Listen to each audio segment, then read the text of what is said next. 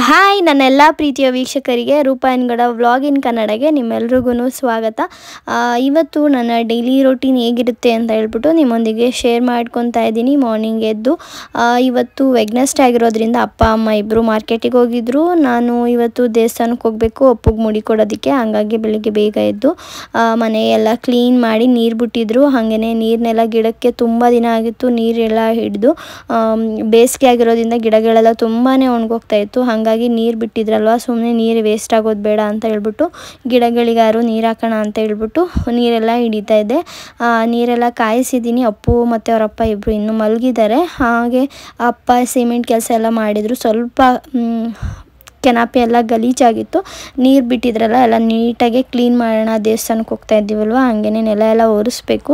First ನೀರು ನಿಂತೋಗೋಷ್ಟೇ ಇದನ್ನು clean ಮಾಡ್ಕೊಂಡು ಬಿಡೋಣ ಅಂತ ಹೇಳ್ಬಿಟ್ಟು 2 ಡೇಸ್ಗೆ ಒಂದ್ಸರಿ ನೀರು ಬಿಡ್ತಾರೆ. ಸಂಪಲೆಲ್ಲ ತುಂಬ್ಕೊಂಡಿರ್ತೀವಿ, ಬೇಕಂದರೆ ಮೇಲ್ಗಡೆ ಹೊಡ್ಕೊಂಡಿರ್ತೀವಿ. ಸಿಂಟೆಕ್ಸಲ್ಲಿರುತ್ತೆ, ಅದು ನಾರ್ಮಲ್ ಡೈಲಿ ಯೂಸಿಗೆಲ್ಲ ಆಗುತ್ತೆ. ಹಾಗೆಯೇ ಕುಡಿಯೋದಕ್ಕೆ ಏನಾದರೂ ಬೇಕು ಅಂತ ಅಂದರೆ ಬಳಸೋದಕ್ಕೆ, ಅಡುಗೆ ಮಾಡೋದಕ್ಕೆಲ್ಲ ಬಿನ್ಗೆಲಿ ಮತ್ತು ಕೊಳಗೋಕ್ಕೆಲ್ಲ ತುಂಬ್ಕೊಂಡು ಇಟ್ಕೊಂಡಿರ್ತೀವಿ, ಅದನ್ನು ಯೂಸ್ ಮಾಡ್ಕೊಳ್ತೀವಿ. ಇವಾಗಂತೂ ನೀರಿಗೆ ಎಷ್ಟು ಪರದಾಡ್ತಿದ್ದಾರೆ ಅಂತ ಬೆಂಗಳೂರಲ್ಲಿ ನೋಡಿದ್ರೆ ತುಂಬಾ ಕಷ್ಟ ಅನಿಸುತ್ತೆ. ಅಂದರೆ ನಾನೇ ನೀರೆಲ್ಲ ಅಷ್ಟು ವೇಸ್ಟ್ ಮಾಡಲಿಲ್ಲ, ಬಟ್ ಬಿಟ್ಟಿರೋದನ್ನ ಸದುಪಯೋಗ ಪಡಿಸ್ಕೊಂಡೆ ಅಷ್ಟೇ. ಅಪ್ಪು ಎದ್ದೇಳೋಷ್ಟರಲ್ಲಿ ನೆಲ ಒಂದು ಒರೆಸ್ಕೊಂಬಿಟ್ರೆ ಅವನಿಗೆ ಸ್ನಾನ ಎಲ್ಲ ಮಾಡಿಸಿ ಪೂಜೆ ಮಾಡಿಬಿಟ್ಟು ದೇವಸ್ಥಾನಕ್ಕೆ ಹೊರಡೋದೇನೆ. ಇವಾಗ ಅಪ್ಪು ಕೂಡ ಎದ್ದು ಬರ್ತಿದ್ದಾನೆ ನೋಡಿ. ಅವನೇ ಡೋರ್ ತೆಕ್ಕೊಂಡು ಅವರಪ್ಪ ಕೆಳಗಡೆ ಇಳಿಸಿದ್ದಾರೆ. ಅವ್ನು ಡೋರ್ ತೆಕ್ಕೊಂಡು ಬಂದ. ನಿಧಾನಕ್ಕೆ ಬರ್ತಿರ್ತಾನೆ. ನೀರನ್ನ ನೋಡ್ಬಿಟ್ಟು ಬಿದ್ದೋಗ್ಬಿಡ್ತೀನಿ ಅಂತ ಹೇಳ್ಬಿಟ್ಟು ಬರ್ತಾ ಇದ್ದ. ಅವನು ಎದ್ದಿದ ತಕ್ಷಣ ದೇವ್ರ ಮನೆ ಕರ್ಕೊಂಡೋಗಿ ದೇವ್ರ ಫೋಟೋನ ತೋರಿಸ್ತೀವಿ. ಇಲ್ಲ ಅಂತಂದರೆ ಅವತ್ತೆಲ್ಲ ಏನಾದರೂ ಒಂದು ಎಡ್ವರ್ಟ್ ಮಾಡ್ಕೋತಾನೆ ಇರ್ತಾನೆ. ಕೈ ಮುಗಿ ಅಂತಂದರೆ ಅವನು ಇವತ್ತು ನಮ್ಮೂರಲ್ಲಿ ಒಂದು ಗುರುಪ್ರವೇಶ ಇದೆ, ಅಲ್ಲಿ ರೇಡಿಯೋ ಹಾಕಿದ್ದಾರೆ, ಅದು ಸೌಂಡು ಸಾಂಗೆಲ್ಲ ಹಾಕಿದ್ರು. ಅದಕ್ಕೆ ಏನೋ ಸೌಂಡ್ ಕೇಳಿಸ್ಕೊಳ್ಳೋ ಥರ ಅವ್ನು ಬಂದು ಕೇಳಿಸ್ಕೊತಾ ಇದ್ದ. ಅಪ್ಪ ಮಾರ್ಕೆಟಿಂದ ಬಂದು ಹಾಲು ತೊಗೊಂಬಂದಿದ್ರು, ಅದನ್ನು ತೊಗೊಂಡೋಗಿ ಒಳಗಡೆ ಇಟ್ಟೆ. ಸಾಂಬಾರಿತ್ತು, ಅನ್ನ ಒಂದು ಮಾಡಿ ಇಟ್ಟಿದ್ದೆ. ನಮಗೆ ಹಸ್ಬೆಂಡ್ಗೆ ಹೇಳಿ ಇಡ್ಲಿ ಮತ್ತು ವಡೆ ಇದನ್ನೆಲ್ಲ ತರಿಸಿದ್ವಿ. ಅಂದರೆ ಚಿಕನ್ ಸಾಂಬಾರಿತ್ತು. ದೇವಸ್ಥಾನಕ್ಕೆ ಚಿಕನ್ ಸಾಂಬಾರು ತಿನ್ಕೊಂಡು ಹೋಗೋದು ಬೇಡ ಅಂತ ಹೇಳ್ಬಿಟ್ಟು. ಮಕ್ಕಳು ಮಲ್ಕೊಂಡಿದ್ರೆ ಎಷ್ಟು ಕೆಲಸನಾದರೂ ಮಾಡ್ಬೋದು, ಒಂದು 5-6 ಮನೆ ಕೆಲಸಗಳು ಮಾಡ್ಕೊಂಬಂದ್ಬಿಡ್ಬೋದು. ಮಕ್ಕಳು ನೋಡಿಕೊಂಡು ಎಲ್ಲ ಕೆಲಸ ಮಾಡೋದು ಒಂಥರ ಟಾಸ್ಕ್ ಅಂತಲೇ ಹೇಳ್ಬೋದು ತಾಯಂದಿರಿಗೆ. ಅದು ಮಕ್ಕಳು ಇರೋ ಮನೇಲಿ ಎಲ್ಲರಿಗೂ ಎಕ್ಸ್ಪೀರಿಯೆನ್ಸ್ ಆಗಿರುತ್ತೆ, ಅದು ಹೇಳೋ ಅವಶ್ಯಕತೆ ಇಲ್ಲ. ಅಪ್ಪು ಎದ್ಮೇಲಂತೂ ಸ್ವಲ್ಪ ಕೆಲಸಗಳಾಗುತ್ತೆ, ಬಟ್ ನಿಧಾನವಾಗಿ ಸಾಗ್ತಾ ಹೋಗುತ್ತೆ. ಅವ್ನು ಮಲಗಿದಾಗಂತೂ ಬೇಗ ಬೇಗ ಮಾಡ್ಕೊಂಡು ಬಿಡ್ತೀನಿ. ಇವಾಗ ಅಪ್ಪುಗೆ ಸ್ನಾನ ಮಾಡಿಸೋದಕ್ಕೆ ಅಂತ ಹೇಳ್ಬಿಟ್ಟು ಕರ್ಕೊಂಡು ಬಂದಿದ್ದೀನಿ. ಅಪ್ಪುಗೆ ನಾನು ಇವತ್ತು ಸ್ನಾನ ಮಾಡಿಸೋದಕ್ಕೆ ಬಳಸ್ತಾ ಇರೋದು ಮಾಮಾ ಅರ್ತ್ ಅವರ ಬೇಬಿ ಸೋಪು. ಇದರಲ್ಲಿ ಪ್ಯಾಕ್ ಆಫ್ 2 ಬರುತ್ತೆ. ವರ್ತ್ ಅಂತಲೇ ಹೇಳ್ಬೋದು, ತುಂಬಾ ಚೆನ್ನಾಗೂ ಕೂಡ ಇದೆ. ಬೇಬಿಗೆಲ್ಲ ಯಾವುದೇ ರೀತಿ ಇದರಲ್ಲಿ ಕೆಮಿಕಲ್ ಇರೋದಿಲ್ಲ, ಕೆಮಿಕಲ್ ಫ್ರೀ ಆಗಿರೋದ್ರಿಂದ ನ್ಯಾಚುರಲ್ ಇಂಗ್ರೀಡಿಯೆಂಟ್ಸ್ನ ಯೂಸ್ ಮಾಡಿರ್ತಾರೆ. ಮತ್ತು ಡರ್ಮಟಾಲಜಿಕಲಿ ಟೆಸ್ಟೆಡ್ ಆಗಿರುತ್ತೆ, ಟಾಕ್ಸಿನ್ ಫ್ರೀ ಕೂಡ ಇರುತ್ತೆ. ಇದನ್ನು 0 ಇಂದ 10 ಇಯರ್ಸ್ವರೆಗೂ ಆರಾಮಾಗಿ ಮಕ್ಕಳಿಗೆ ಇದನ್ನು ಯೂಸ್ ಮಾಡ್ಬೋದು. ತುಂಬಾ ಚೆನ್ನಾಗಿರುತ್ತೆ ಸೋಪು. ಮೈಲ್ಡಾಗೆ ಮಕ್ಕಳಿಗೆ ಯಾವುದೇ ಥರ ಹ್ಯಾಶ್ ಆಗೋದಾಗಲಿ, ಯಾವುದೇ ಥರ ಪ್ರಾಬ್ಲಮ್ ಆಗೋದಾಗಲಿ ಆಗಲ್ಲ. ತುಂಬಾ ಚೆನ್ನಾಗಿರುತ್ತೆ. ಹಾಗಾಗಿ ನಾನು ಟ್ರೈ ಮಾಡೋಣ ಅಂತ ಹೇಳ್ಬಿಟ್ಟು ಟ್ರೈ ಮಾಡಿದೆ. ತುಂಬಾ ಚೆನ್ನಾಗಿ ರಿಸಲ್ಟ್ನ ಕೊಡ್ತು. ಇವಾಗಂತೂ ಸೆಕೆ ಕಾಲ ಆಗಿರೋದ್ರಿಂದ ಡೈಲಿ ಸ್ನಾನ ಮಾಡಿಸ್ಲೇಬೇಕಾಗಿರುತ್ತೆ. ಮಕ್ಕಳ ವಿಷಯದಲ್ಲಿ ನಾವು ಯಾವುದೇ ಥರ ಡಿಸಿಷನ್ ತೊಗೋತೀವಿ ಅಂತಂದ್ರೂ ಅದು ರೈಟ್ ವೇಲೇ ಆಗಿರಬೇಕು. ಹಾಗಾಗಿ ಇದು ಒಂದು ಬೆಸ್ಟ್ ಚಾಯ್ಸ್ ಅಂತಲೇ ಹೇಳ್ಬೋದು. ಮಕ್ಕಳಿಗೆ ಯಾವುದೇ ಥರ ಪ್ರಾಬ್ಲಮ್ ಕೂಡ ಆಗೋದಿಲ್ಲ. ಇದು ನ್ಯಾಚುರಲ್ ಇಂಗ್ರೀಡಿಯೆಂಟ್ಸಿಂದ ಮಾಡಿರೋದ್ರಿಂದ ಈ ಸೋಪು ಕೂಡ ತುಂಬಾ ಹೆಲ್ಪ್ ಆಯಿತು. ಮತ್ತು ಮಕ್ಕಳು ತುಂಬ ಆಟ ಆಡಿ ಸೆಕೆ, ಇವಾಗಂತೂ ಬೇಸಿಗೆ ಆಗಿರೋದ್ರಿಂದ ಫುಲ್ಲು ಸೆಕೆ ಆಗಿರುತ್ತೆ, ಮತ್ತು ಸ್ಕಿನ್ನು ಡ್ರೈ ಆಗೋದಕ್ಕೆ ಬಿಡಲ್ಲ. ಇದನ್ನು ಯೂಸ್ ಮಾಡೋದ್ರಿಂದ ಲೈಟಾಗೆ ಮಾಯ್ಶ್ಚರೈಸ್ ಕೂಡ ಇರೋದ್ರಿಂದ ಮಕ್ಕಳ ಸ್ಕಿನ್ನು ಕೂಡ ಇರ್ತಿದೆ ಅಂತಲೇ ಹೇಳ್ಬೋದು. ತುಂಬಾ ಚೆನ್ನಾಗಿದೆ. ನನಗಂತೂ ಬೆಸ್ಟ್ ರಿಸಲ್ಟೇ ಸಿಕ್ತು ಅಂತಲೇ ಹೇಳ್ಬೋದು. ತುಂಬ ಜನ ತಾಯಂದಿರು ಆಲ್ರೆಡಿ ಮಾಮಾ ಅರ್ತ್ ಸೋಪ್ ಬೇಬಿ ಸೋಪ್ನ ಯೂಸ್ ಮಾಡ್ತಿದ್ದೀರಾ. ಆ್ಯಂಡ್ ನಾನು ತುಂಬ ಲೇಟ್ ಅಂತ ಅಂದ್ಕೊತೀನಿ. ತುಂಬಾ ಚೆನ್ನಾಗಿದೆ. ಯಾರೆಲ್ಲ ಟ್ರೈ ಮಾಡಿಲ್ಲ ಅಂತಂದರೆ ಒಂದ್ಸರಿ ನೀವು ಕೂಡ ತರಿಸಿ ಟ್ರೈ ಮಾಡಿ ನೋಡಿ. ತುಂಬಾ ಚೆನ್ನಾಗಿದೆ, ಒಳ್ಳೆ ರಿಸಲ್ಟ್ ಕೂಡ ಸಿಗುತ್ತೆ. ಮತ್ತು ನನ್ನ ಮಗ ಮುಖ ತೊಳ್ಸ್ಕೋಬೇಕಾದ್ರೆ ಕಣ್ಣೂರಿ ಅಂತ ಪಡ್ಕೊಳ್ಳೋನು, ಆದರೆ ನೋಡಿ ಅದಕ್ಕೇ ಅವ್ನು ಬೇಡ ಬೇಡ ಅಂತಿದ್ದಾನೆ ಮುಖಕ್ಕೆ ಹಾಕೋದಕ್ಕೆ. ಬಟ್ ಇದನ್ನ ಹಾಕ್ಬೇಕಾದ್ರೆ ಅವನೇನು ಅಷ್ಟು ಇದು ಮಾಡಲಿಲ್ಲ. ಮೈಲ್ಡ್ ಆಗಿರೋದ್ರಿಂದ ಕಣ್ಣಲ್ಲಿ ನೀರು ಬರೋದು ಆ ಥರ ಎಲ್ಲ ಏನೂ ಆಗಲಿಲ್ಲ. ಹುಟ್ಟಿದ ಮಗು ಇಂದ 10 ವರ್ಷ ಮಗು ತನಕ ಇದನ್ನು ಯಾರು ಬೇಕಾದ್ರೂ ಯೂಸ್ ಮಾಡ್ಬೋದು. ತುಂಬಾ ಚೆನ್ನಾಗಿದೆ, ವರ್ತ್ ಅಂತಲೇ ಹೇಳ್ಬೋದು. 349 ಸಮಥಿಂಗಿಗೆಲ್ಲ ಪ್ಯಾಕ್ ಆಫ್ 2 ಬರ್ತಾ ಇದೆ. ವರ್ತು ಚೆನ್ನಾಗಿದೆ. ನೀವು ಕೂಡ ಬೇಕಂತಂದರೆ ನಾನು ಡಿಸ್ಕ್ರಿಪ್ಷನಲ್ಲಿ ಲಿಂಕ್ನ ಮೆನ್ಷನ್ ಮಾಡ್ತೀನಿ, ಅಥವಾ ನಿಮ್ಮ ನಿಯರ್ ಬೈ ಸ್ಟೋರಿಗೆ ಹೋಗಿ ಕೂಡ ನೀವು ವಿಸಿಟ್ ಮಾಡಿ ನೀವು ತೊಗೊಳ್ಬೋದು, ವಿಚಾರಿಸಿನೇ ತೊಗೊಳ್ಬೋದು. ಇನ್ನು ನಂದೊಂದೇ ಅಲ್ಲ, ಇನ್ನೂ 1-2 ವಿಡಿಯೋ ರಿವ್ಯೂನ ನೋಡಿನೇ ನೀವು ಇದನ್ನು ತೊಗೊಳ್ಳೋದಕ್ಕೆ ಚಾಯ್ಸ್ ಮಾಡಿ ತೊಗೊಳ್ಳಿ. ಅದರಲ್ಲಿ ಏನು ಪ್ರಾಬ್ಲಮ್ ಏನಿಲ್ಲ. ಬಟ್ ನನ್ನ ರಿವ್ಯೂನ ನಾನು ಕೊಟ್ಟೆ. ಮೈಗೆಲ್ಲ ಸ್ನಾನ ಎಲ್ಲ ಮಾಡಿಸಿ ಆದಮೇಲೆ ಮುಖ ಎಲ್ಲ ತೊಳೆದಾದ್ಮೇಲೆ ಕೊನೆಗೆ ನಾನು ತಲೆ ಸ್ನಾನ ಮಾಡಿಸ್ತೀನಿ. ಬಿಕಾಸ್ ಮೊದಲೇ ತಲೆ ಸ್ನಾನ ಮಾಡಿಸ್ಬಿಟ್ರೆ ತಲೆ ಹಂಗೆ ನೆನ್ಕೊಂಡಂಗೆ ಇರುತ್ತೆ, ಆಮೇಲೆ ಶೀತ ಗೀತ ಆಗ್ಬಿಡುತ್ತೆ ಅಂದ್ಬಿಟ್ಟು ನಾನು ಅದನ್ನು ಕೊನೆಗೆ ಅವನಿಗೆ ಸ್ನಾನ ಮಾಡಿಸ್ಕೊಡ್ತೀನಿ. ಸ್ನಾನ ಎಲ್ಲ ಮುಗೀತು. ಇವಾಗ ಅವ್ನು ಹುಟ್ಟಾಗಿಂದನೂ ಅಷ್ಟೇ ಮಕ್ಕಳಿಗೆ ಸ್ವಲ್ಪ ಹಾರ್ಡಾಗಿರೋ ಟವಲ್ನೆಲ್ಲ ಯೂಸ್ ಮಾಡಬಾರ್ದು. ಲೈಕ್ ಇದೇ ಥರ ಸಾಫ್ಟ್ ಆಗಿರೋ ಅಂಥದ್ದನ್ನು ಯೂಸ್ ಮಾಡಿದ್ರೆ ಕಾಟನ್ದು ತುಂಬಾ ಒಳ್ಳೆಯದು. ಮೊದಲು ಇನ್ನೊಂದು ಕಾಟನ್ ಟವಲ್ ಇಟ್ಕೊಂಡಿದ್ದೆ, ಅದು ಹಾಳಾಯಿತು. ಅದಾದಮೇಲೆ ನಾನು 2 ನನ್ನ ದುಪ್ಪಟ್ಟಗಳನ್ನೇ ಕಾಟನ್ದು ಅದನ್ನೇ ಯೂಸ್ ಮಾಡ್ತಿದ್ದೀನಿ. ಅದರಲ್ಲಿ ನೀರು ಕೂಡ ನೀಟಾಗಿ ಅಬ್ಸರ್ವ್ ಆಗುತ್ತೆ, ತುಂಬಾ ಚೆನ್ನಾಗಿರುತ್ತೆ, ನೀಟಾಗಿ ಒರೆಸ್ಬೋದು. ಹಂಗಾಗಿ ಮತ್ತು ತಲೆಯೆಲ್ಲ ನೀಟಾಗಿ ಒರೆಸ್ಕೊತೀನಿ. ಶೀತ ಗೀತ ಆಗ್ಬಿಟ್ಟತ್ತು ಅಂತ ಹೇಳ್ಬಿಟ್ಟು ನಾವು ಅವಾಗಷ್ಟೇ ಅಪ್ಪ ಅಮ್ಮ ಇಬ್ಬರು ಮಾರ್ಕೆಟಿಂದ ಬಂದಿದ್ದರು. ಅಪ್ಪ ಹಾಲು ಕುಡಿತಾ ಇದ್ರು, ಅದನ್ನು ನನ್ನ ತಮ್ಮ ವಿಡಿಯೋ ತೆಗೆದಿದ್ದ. ಆಮೇಲೆ ಅವನಿಗೆ ಸ್ನಾನ ಎಲ್ಲ ಮಾಡಿಸಾಯ್ತು. ಇವಾಗ ಅವನಿಗೆ ಪ್ಯಾಂಪರ್ ಮಾಡಬೇಕು ಸ್ಕಿನ್ನನ್ನು. ಇವತ್ತು ಮುಡಿ ಕೊಡೋದಕ್ಕೆ ಆಚೆ ಹೋಗ್ತಾ ಇದ್ದೀವಿ. ತುಂಬಾ ಬಿಸಿಲು ಇದೆ, ಹೇಳೋಕ್ಕಾಗಲ್ಲ ಅಷ್ಟು ಬಿಸಿಲು ಇವಾಗಂತೂ. ಹೆಂಗೆ ಅಂದರೆ ಇನ್ನೂ ಬೇಸಿಗೆನೇ ಸ್ಟಾರ್ಟ್ ಆಗಿಲ್ಲ ಅಂದರೂ ಬೇಸಿಗೆ ಶುರುವಾದಂಗೆ ಆಗೋಗ್ಬಿಟ್ಟಿದೆ. ಹಂಗಾಗಿ ನಮಗೆಲ್ಲ ಸನ್ಸ್ಕ್ರೀನ್ ಎಲ್ಲ ಯೂಸ್ ಮಾಡ್ತೀವಿ, ಬಟ್ ಬೇಬಿಗೂ ಸನ್ಸ್ಕ್ರೀನ್ ಯೂಸ್ ಮಾಡಬೇಕು, ಯೂಸ್ ಮಾಡ್ಬೋದು, ಅದು ಕೂಡ ಇದೆ. ಅದು ಇವತ್ತು ನಾನು ಮಾಮಾ ಅರ್ತ್ ಅವರ milk soft mineral base sunscreen for babies ಇದನ್ನು ನಾನು ಯೂಸ್ ಮಾಡ್ತಾಯಿದ್ದೀನಿ. ಇದನ್ನು ನಮ್ಮ ಆಚೆ ಆಟ ಆಡ್ಬೇಕಾರಾಗಿರ್ಬೋದು, ಬಿಸಿಲುಗೆಲ್ಲನೂ ಹೋಗ್ತಿದೆ ಅಂದವಾಗ ಇದನ್ನು ಅಪ್ಲೈ ಮಾಡಿದ್ರೆ ತುಂಬಾ ಒಳ್ಳೆಯದು. ಎಷ್ಟೇ ಕೇರ್ ಮಾಡಿದ್ರೂ ಇಂಥ ವಿಷಯದಲ್ಲಿ ಇವಾಗ ಎನಿ ಟೈಮ್ ನಾವು ಅವರಿಗೆ ಮೈ ತುಂಬ ಬಟ್ಟೆ ಹಾಕಿನೇ ಆಚೆ ಬಿಡೋದಕ್ಕೂ ಆಗಲ್ಲ, ಆಚೆ ಕರ್ಕೊಂಡು ಹೋಗೋದಕ್ಕೂ ಆಗಲ್ಲ. ಶೆಕೆ ಆಗಿರೋದ್ರಿಂದ ತೆಳ್ಳನೆ ಬಟ್ಟೆ ಹಾಕೋದು ಕೂಡ ಅದು ಕೂಡ ಮೋಸ್ಟ್ ಇಂಪಾರ್ಟೆಂಟ್ ಆಗಿರುತ್ತೆ. ಹಾಗಾಗಿ ಸನ್ಸ್ಕ್ರೀನ್ ಯೂಸ್ ಮಾಡೋದು ಒಳ್ಳೆಯದು. ಮಗು ಸ್ಕಿನ್ನು ಸನ್ಗೆ ಎಲ್ಲೆಲ್ಲಿ ಎಕ್ಸ್ಪೋಸ್ ಆಗುತ್ತೋ ಅಲ್ಲೆಲ್ಲನೂ ಕೂಡ ಸನ್ಸ್ಕ್ರೀನ್ನ ಅಪ್ಲೈ ಮಾಡ್ತಾ ಇದ್ದೀನಿ. ಈಸಿಯಾಗೆ ಬ್ಲೆಂಡ್ ಕೂಡ ಆಗುತ್ತೆ, ಅಬ್ಸರ್ವ್ ಮಾಡ್ಕೊಳ್ಳುತ್ತೆ, ಮಾಯಿಶ್ಚರೈಸ್ ಕೂಡ ಕೊಡುತ್ತೆ. ಇದನ್ನು ನೀಟಾಗೆ ಟ್ಯಾಪ್ ಮಾಡಿಕೊಂಡು ಸ್ಕಿನ್ನಿಗೆ ನೀಟಾಗೆ ಮಸಾಜ್ ಮಾಡಿದ್ರೆ ಅದು ನೀಟಾಗಿ ಅಬ್ಸರ್ವ್ ಆಗುತ್ತೆ. ಮೊದಲು ಸ್ವಲ್ಪ ಬೂದುಗೆ ಅನಿಸುತ್ತೆ, ಆಮೇಲೆ ನೀಟಾಗೆ ಅಬ್ಸರ್ವ್ ಆಗುತ್ತೆ ಮತ್ತು ತುಂಬ ಒಳ್ಳೆ ಬೆನಿಫಿಟ್ ಕೂಡ ಕೊಡುತ್ತೆ. ಇದನ್ನು 0 ಇಂದ 10 ವರ್ಷದ ಮಕ್ಕಳು ತನಕನೂ ಕೂಡ ಇದನ್ನು ಆಚೆ ಬಿಸಿಲಲ್ಲಿ ಹೋಗೋ ಮಕ್ಕಳಿಗೆ ಸನ್ಗೆ ಎಕ್ಸ್ಪೋಸ್ ಆಗೋ ಏರಿಯಾಗೆಲ್ಲನೂ ಕೂಡ ಇದನ್ನು ಅಪ್ಲೈ ಮಾಡ್ಬೋದು. ಇದು ಡರ್ಮಟಾಲಜಿಕಲಿ ಟೆಸ್ಟೆಡ್ ಆಗಿರುತ್ತೆ ಮತ್ತು ಟಾಕ್ಸಿನ್ ಫ್ರೀ ಅಂತ ಕೂಡ ಸರ್ಟಿಫೈಡ್ ಆಗಿದೆ. ಮತ್ತು ಕಾಳಜಿ ಇರೋ ತಾಯಂದಿರು ಎಲ್ಲರೂ ಕೂಡ ಎದುರು ನೋಡೋದೇನಪ್ಪ ಅಂದರೆ ಸೇಫ್ ಸನ್ಸ್ಕ್ರೀನ್ ಯಾವುದು ಅಂತ ಹೇಳ್ಬಿಟ್ಟು. ಅದು ನಮ್ಮ ಬೇಬಿ ಜೆಂಟಲ್ ಸ್ಕಿನ್ನ ಪ್ರೊಟೆಕ್ಟ್ ಮಾಡುತ್ತೆ. ಯಾವುದರಿಂದ ಅಂತ ಆರ್ಶ್ ಆಗುವಂಥ UVA ಮತ್ತು UVB ರೇಸಿಂದ. ಹಾಗಾಗಿ Mamaearth milk soft mineral base sunscreen with FPF 30 PA ++ is toxin free ಆಗಿರುತ್ತೆ ಮತ್ತು made natural ingredients like oats, milk and calendula is made safe certified ಮತ್ತು it protects baby gentle skins keep nourished and happy ಆಗಿ ಇಡುತ್ತೆ.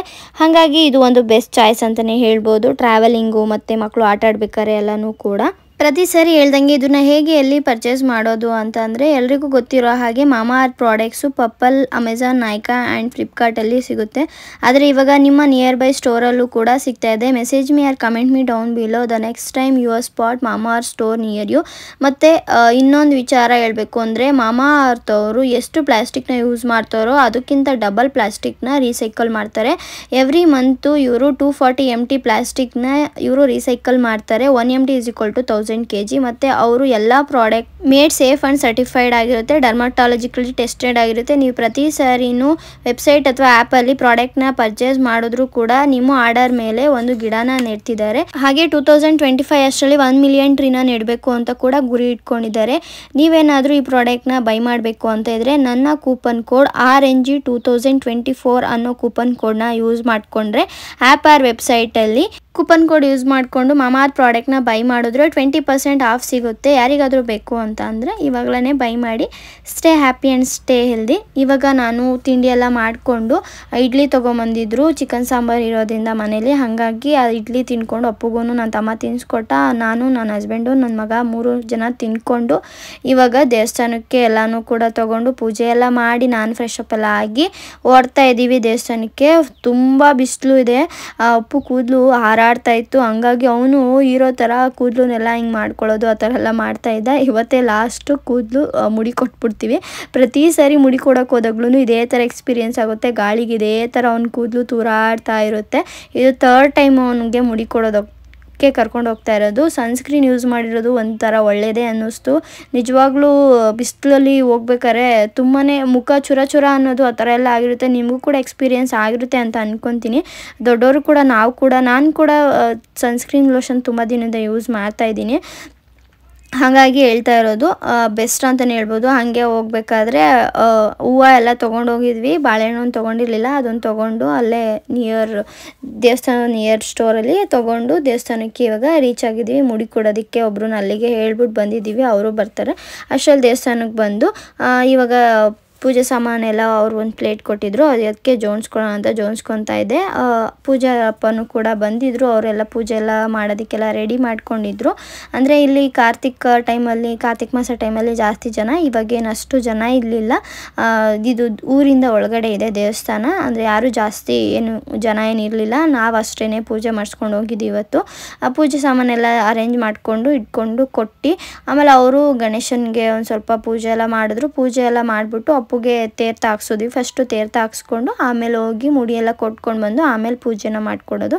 ಹಾಗಾಗಿ ಎಲ್ಲನೂ ಬ್ಯಾಗಲ್ಲಿ ತೊಗೊಂಬಂದಿದ್ವಲ್ಲ ಎಲ್ಲನೂ ಕೂಡ ಪ್ಲೇಟಲ್ಲಿ ಅರೇಂಜ್ ಮಾಡಿಬಿಟ್ಟು ಇಡ್ತಾಯಿದ್ದೀನಿ ಇವಾಗ ಪೂಜೆ ಮಾಡಿಸೋದಕ್ಕೆ ಅಂತ ಹೇಳ್ಬಿಟ್ಟು. ಒಂದು ಹಾರ ತೊಗೊಬರ್ಬೇಕಾಗಿತ್ತು, ಅದನ್ನು ನಾನು ಅಲ್ಲೇ ಕುಣಿಗಲಲ್ಲಿ ಹೇಳಿದೆ ಅವರಿಗೆ. ಅವರು ಕೇಳಿಸ್ಕೊಂಡಿಲ್ಲ ನನ್ನ ಹಸ್ಬೆಂಡು. ಆಮೇಲೆ ಇಲ್ಲಿ ಬಂದ್ವಿ, ಇಲ್ಲಿ ಎಲ್ಲೂ ಸಿಕ್ಕಲಿಲ್ಲ. ಹಾಗಾಗಿ ಹೂದಲ್ಲೇ ಮ್ಯಾನೇಜ್ ಮಾಡಿದ್ವಿ. ಇವಾಗ ಮುಡಿ ಕೊಡ್ಸೋದಕ್ಕೆ ಅಂತ ಅವ್ರಿಗೆ ಹೇಳ್ಬಿಟ್ಟು ಬಂದಿದ್ವಿ. ಅವ್ರು ಬಂದಿದ್ರು, ಮುಡಿ ಕೊಡಿಸ್ತಾ ಇದ್ದೀವಿ. ಈ ಸಲ ಅಂತೂ ಒಂಚೂರು ಜಾಸ್ತಿ ಹಠ ಮಾಡಲಿಲ್ಲ. ಆರಾಮಾಗಿ ಕೂರಿಸ್ಕೊಂಡು, ಸ್ವಲ್ಪ ದೊಡ್ಡನಾಗಿದ್ದಾನಲ್ಲ ಆರಾಮಾಗಿ ಕೂರಿಸ್ಕೊಂಡು ಮಾಡಿಸ್ಕೊಂಡ. ಆಮೇಲೆ ಅಲ್ಲೇ ನೀರು ತೊಗೊಂಬಂದ್ಬಿಟ್ಟು ತಲೆ ಎಲ್ಲ ತೊಳೆದು ಸ್ವಲ್ಪ ಜಾಸ್ತಿ ಏನು ಕೂದಲೆಲ್ಲ ಬಿದ್ದಿಲ್ಲ, ನೀಟಾಗಿ ಮಾಡಿದ್ರಲ್ವ. ಹಂಗಾಗಿ ಎಲ್ಲನೂ ಕ್ಲೀನಾಗಿ ಮಾಡಿಕೊಂಡು ಅವನಿಗೆ ಮೈಯೆಲ್ಲ ಒರೆಸ್ಕೊಂಡು ಇವಾಗ ಅವನಿಗೆ ಬೇರೆ ಡ್ರೆಸ್ ತೊಗೊಂಬಂದಿದೆ. ಬೇರೆ ಡ್ರೆಸ್ನ ಹಾಕ್ತಾಯಿದ್ದೀನಿ.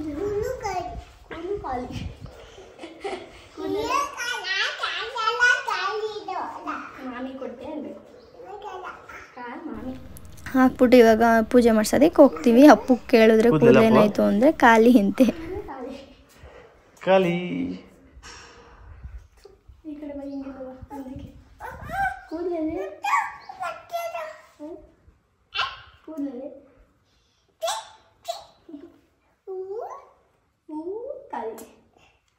ಕೂದಲೆಲ್ಲ ಮನೆ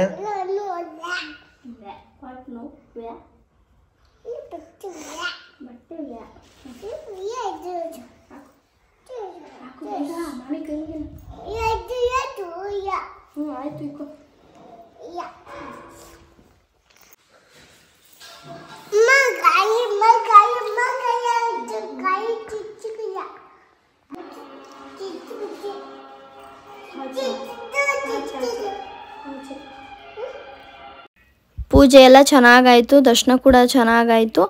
ಈ ದೇವಸ್ಥಾನಕ್ಕೆ ಆಲ್ರೆಡಿ ನಾನು ಬಂದಿದ್ದೆ, ನಿಮಗೂ ತೋರಿಸಿದೆ ಕೂಡ. ಅಪ್ಪಗೆ ಫಸ್ಟ್ ಟೈಮ್ ಮುಡಿ ಕೊಟ್ಟಾಗ್ಲೇ ಹರಕೆ ಇತ್ತು, ಹರಕೆ ಎಲ್ಲ ತೀರಿಸ್ತಾ ಇದ್ದೀವಿ ಅಂತ ಹೇಳಿದಾಗ ಇದೇ ದೇವಸ್ಥಾನಕ್ಕೆ ಬಂದಿದ್ದೆ. ನೋಡಿದರೆ ಕೆಲವೊಬ್ರಿಗೆ ನೆನಪಿರುತ್ತೆ, ಅವಾಗ ತುಂಬಾ ಜಾಸ್ತಿ ಜನ ಇದ್ದರು. ಇವತ್ತೇನು ಅಷ್ಟು ಜನ ಇರಲಿಲ್ಲ. ದರ್ಶನ ಎಲ್ಲ ಚೆನ್ನಾಗಾಯಿತು. ಪೂಜೆ ಎಲ್ಲ ಮುಗಿಸ್ಕೊಂಡು ಇವಾಗ ಓಡ್ತಾ ಇದ್ದೀವಿ. ನನಗೆ ಸಂಜೆ ಮೇಕಪ್ ಕೂಡ ಇರೋದ್ರಿಂದ ಮುಗಿಸ್ಕೊಂಡು ಹೊರಡ್ತಾ ಇದ್ದೀವಿ. ಟೈಮ್ ಏನು ಜಾಸ್ತಿ ಹೊತ್ತೇನು ಹಿಡಿಲಿಲ್ಲ. ಒಂದು 11:30-12 ಗಂಟೆ ಅಷ್ಟರಲ್ಲಿ ಬಂದ್ವಿ ನಾವು ಇಲ್ಲಿಗೆ. ಒಂದು 2 ಗಂಟೆ ಅಷ್ಟರಲ್ಲೆಲ್ಲ ಮುಗೀತು. ನಾವು ಇವಾಗ ಮನೆಗೆ ಹೋಗೋದಕ್ಕೂ ಕೂಡ ಸರಿ ಹೋಯಿತು. ಇವಾಗ ಹೋಗ್ಬೇಕಾರೆ ಹಂಗೆ ಒಂದು ಈಡ್ಗಾಯಿನ ಹಾಕಿದ್ರು. ಈಡ್ಗಾಯಿ ಹೊಡೆದ್ಬಿಟ್ಟು ಆಮೇಲೆ ಮತ್ತೆ ಅವರು ಕೇಳ್ಕೊಂಡಿದ್ವಿ ಫೋನ್ ಮಾಡಿ.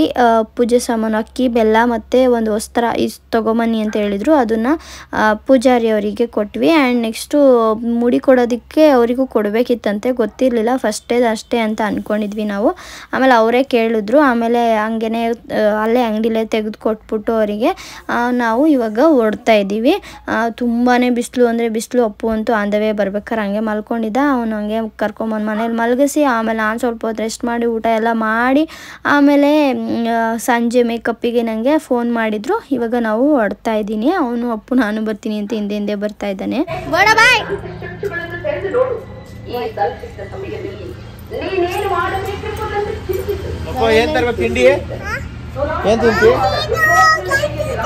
ಜಾಕೆಟ್ ತಾಂಬರ, ಜಾಕೆಟ್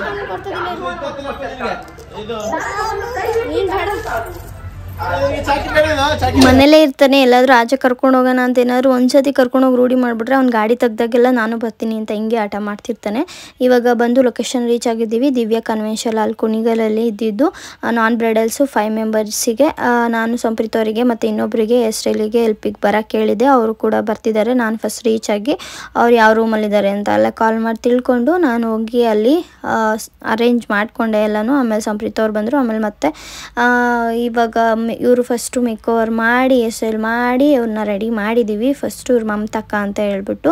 ಆ್ಯಂಡ್ ಇವರು ಕೂಡ ತುಂಬಾ ಇಷ್ಟಪಟ್ಟರು ಮೇಕಪ್ನ.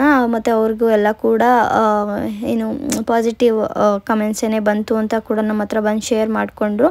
ಆ್ಯಂಡ್ ಇಷ್ಟು ಜನಕ್ಕೆ ಮೇಕ್ ಓವರ್ನ ಮಾಡ್ತಾಯಿದ್ದೀವಿ. ಆ್ಯಂಡ್ 3 ಜನ ಇದ್ದೀವಿ.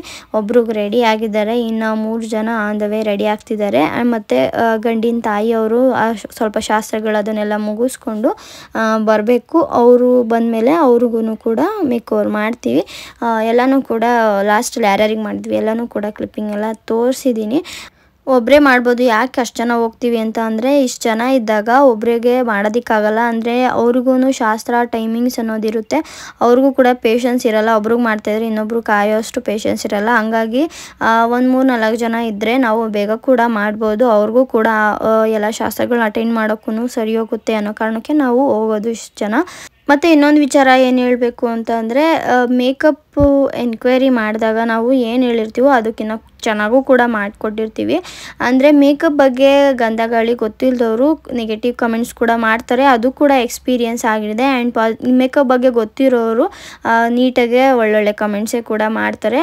ಅದ್ರ ಬಗ್ಗೆ ಏನು ಬೇಜಾರಿಲ್ಲ. ನೀವು ನೆಗೆಟಿವ್ ಮಾಡಿದ್ರಿ ಪಾಸಿಟಿವ್ ಮಾಡಿದ್ರಿ ಅಂತ ಹೇಳ್ಬಿಟ್ಟು ನಮ್ಮ ವರ್ಕು ನಾವು ಹೆಂಗೆ ಮಾಡಬೇಕು ಅದು ನಾವು ಫೋಟೋ ಫ್ರೆಂಡ್ಲಿಯಾಗೇ ಮಾಡಿರ್ತೀವಿ. ಯಾವಾಗಲೂ ಒಂದ್ಸರಿ ಮೇಕಪ್ ಮಾಡಿಸ್ಕೊಂಡಿರೋರಿಗೆ ಅದು ಹೆವಿ ಅನಿಸುತ್ತೆ ಮತ್ತು ಚೆನ್ನಾಗಿ ಕಾಣಲ್ಲ ಅಂತಲೂ ಅನಿಸುತ್ತೆ.